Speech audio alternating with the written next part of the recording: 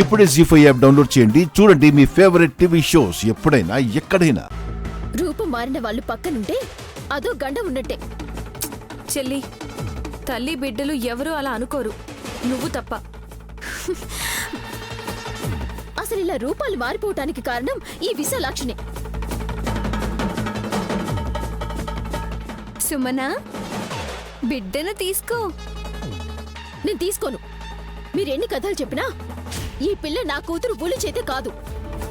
నువ్వు తీసుకోకపోతే వచ్చే పౌర్ణమి రోజు ఉలూచి సర్పదీవికి వెళ్ళిపోతుంది.